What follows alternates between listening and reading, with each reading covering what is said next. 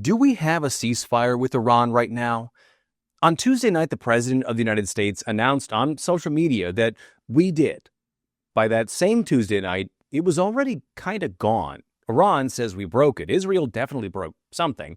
The Strait of Hormuz was open, except it's closed, but now it's a toll road. We might get a cut of those tolls, except the ships are being escorted by a navy that Trump said we destroyed, getting past a government that Trump said we overthrew. It's a lot. It's Thursday, April 9th, 2026. I'm Grant Herms, and this is Make It Make Sense.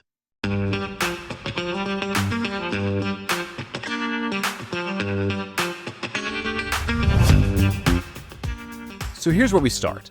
About 90 minutes before the 8 o'clock deadline on Tuesday, Trump posted on social media that a ceasefire had been reached in the war in Iran. He called it a double-sided 2-week ceasefire.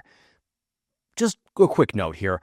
All ceasefires are double-sided. That's what makes them a ceasefire instead of just one country deciding to stand in a field and get shot at. So that framing should have been our first signal that something was a little off about this announcement. Trump also said that Iran had agreed to a complete and immediate safe opening of the Strait of Hormuz, the critical waterway that roughly 20% of the world's oil passes through. And he said the White House had received a 10-point plan from Iran that was a workable basis for negotiations. There are supposed to be talks in Islamabad, that's in Pakistan, this Saturday. Trump even floated he might attend those personally, which is not going to happen. That's a security risk, so whatever. But J.D. Vance, the vice president, is going. Now, here's the first big problem with all of this. It was completely unclear right away whether Israel was part of this deal. Because after all, this is a joint war. The U.S. and Israel have been operating together from the beginning. And apparently, nobody told Israel there was a ceasefire until after it happened. We'll come back to that. It matters a lot. Here's what we know based on new reporting out today from CNN, the Financial Times, and the New York Times. The White House was in trouble. Bad polling, gas prices spiking, and crucially, they realized this war was going to drag on far longer than they had planned. Iran was not coming back to the negotiating table, and the administration couldn't find a path forward. So, what did they do? Well, according to multiple reports, they essentially had to go to Pakistan and ask the Pakistani government to post on Twitter or X or whatever, making it look like Pakistan's prime minister was independently pleading for peace, while behind the scenes, the U.S. helped draft that plea, and Pakistani diplomats were working the phones trying to get Iran to agree to something. Anything. And ultimately, according to the New York Times, it was China, which buys the most Iranian oil, that actually got Iran to agree to any ceasefire at all. Think about that for a minute. The Trump administration, which has built its entire foreign policy brand on strength and threats and what it calls maximum pressure, had to quietly ask Pakistan to tweet and then call in a favor from Beijing to get Iran to even pick up the phone. And it appears that the threat that an entire civilization would die from the president didn't land the way that he hoped. So the ceasefire gets announced, and then within 3 hours, Israel launches a missile into Lebanon, where the Iranian-backed group Hezbollah operates. Hezbollah then fires back, and just like that, the ceasefire seems functionally over before most of us had gone to sleep. Now, why does Israel do this? There's this incredible bit of reporting this week revealing that Trump was actually pushed into this war by Israeli Prime Minister Benjamin Netanyahu through a series of meetings that culminated in a very flashy presentation. Netanyahu's team essentially told Trump, here's how this goes, here's what's achievable, all of it's achievable with minimal losses. Our own intelligence agencies looked at these plans, told the president they tend to overpromise and underdeliver, and according to one source, called it farcical, and yet, here we are. Now, when the ceasefire was announced, the U.S. did not loop Israel in, didn't tell him it was happening. Netanyahu was reportedly pretty mad about this. And here's the political context you need to understand from the ground in Israel. Netanyahu is currently on trial for corruption. His trials have been repeatedly postponed because of ongoing military conflicts in Gaza, Lebanon, and Iran. A ceasefire means that Netanyahu goes back to court on Sunday, so you can understand why a ceasefire announced without him knowing might have made him just a little upset. So Israel strikes Lebanon, Iran then strikes a pipeline in Saudi Arabia because if we're striking our allies, they want in on it too. The ceasefire looks like it might collapse. Iran then accuses the U.S. of violating the terms by sending a drone into Iranian airspace. The White House denies it. As of today, the Strait of Hormuz is still closed, but then all of a sudden we kind of cool off a little bit, and everyone kind of half agrees to the ceasefire, so we're just sort of in limbo. Now, because I mentioned it, let's talk about the Strait of Hormuz, because this is where things get genuinely weird. Part of the ceasefire announcement was that Iran had to agree to reopen the strait, but the physical reality of this doesn't check out. Iran mined the water. There are naval mines in the Strait of Hormuz right now. Clearing those mines takes weeks, maybe months. It can't just open because Trump posted about it online. So what's actually happening right now? Well, Iran says it'll allow 15 ships a day through the strait, but each ship has to be escorted by the Iranian Navy. And each of those ships has to get permission from the Iranian government, the same government that Trump said we overthrew. And the escort now comes with a toll somewhere between $2 million and $6 million per ship. Per ship. That money goes right to Iran, which will then use it to fund groups like Hezbollah and Hamas, the same groups we've been fighting. And then yesterday, in a phone call with ABC News, Trump said the U.S. and Iran were working on a joint venture on these tolls, meaning we might get a cut. And I want to pause here because I joked before the war started on this show that the most Trump-brained thing would be if Iran just kind of bribed its way into his good graces, like offered him an investment deal or another deal or a trophy of some kind.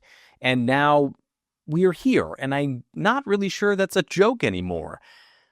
Anyway, speaking of things that may not be real, the White House doesn't really want us to talk about this, but nobody actually knows what either side is demanding. Late last month, the administration said it had a 15-point list of demands for Iran to end the war. One of those points, we know because Trump said it, was unconditional surrender. But beyond that, we don't know what's on that list. It hasn't been released publicly. Iran's list has 10 points, and I'm going to read them to you because they matter. 1. An American guarantee of non-aggression. 2.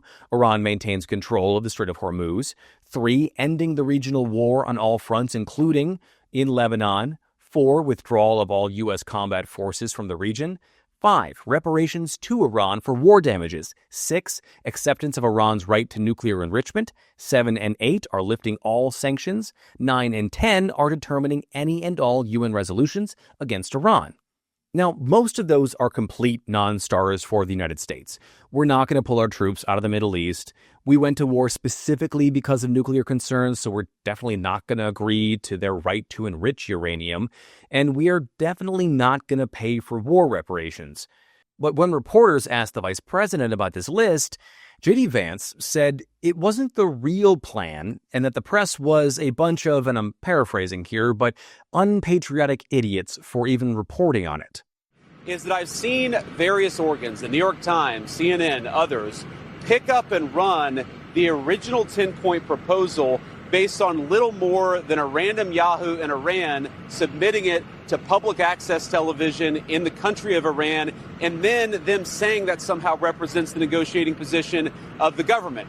It's the equivalent of somebody in, let's say, a Democratic councilman in Boise, Idaho, saying something crazy, the local public access TV picking up that crazy statement, and then the New York Times running that as the position of the President of the United States. It doesn't make an ounce of sense. Here's the problem with that. J.D. Vance is lying. The head of the Iranian parliament, while accusing the U.S. and Israel of breaking the ceasefire, specifically referenced that 10-point plan. So at least Iran is treating that as the real document. And the White House is refusing to release whatever they claim is the actual plan, which means the American public has no idea what our goals are, what Iran's terms are, or what anybody is actually negotiating toward. Beyond the negotiations, the White House is calling this an unmitigated victory, so let's do some tallying here. Our first goal was to stop Iran from having a nuclear weapon. Well, Iran still has all of its nuclear material. We might know where that is, but our own intelligence agencies acknowledge that They were never able to prove that Iran was days or weeks away from building a bomb, but it does remain the administration's position, so we didn't achieve them from stopping nuclear enrichment. Second, decimate Iran's military. We're kind of mixed on that. We have significantly degraded their missile capabilities. Our own intelligence agencies say Iran still has roughly half its stockpile and has been rebuilding what it lost at a faster rate than expected. Their navy has also taken some serious losses, but they still control the Strait of Hormuz, which is actually a strategic gain for Iran that they didn't have before the war. Our third goal was to open the Strait of Hormuz. It's a toll road now with 15 ships a day and Iran taking in millions of dollars per transit. So technically, yes, we reopened it and some ships can pass, but in practice, this is going to be a windfall for the Iranian government. Goal 4 was regime change. Yes, the supreme leader is gone, but the same government, the same structure, the same ideological apparatus with maybe even more hardliners is there. So kind of no, not really.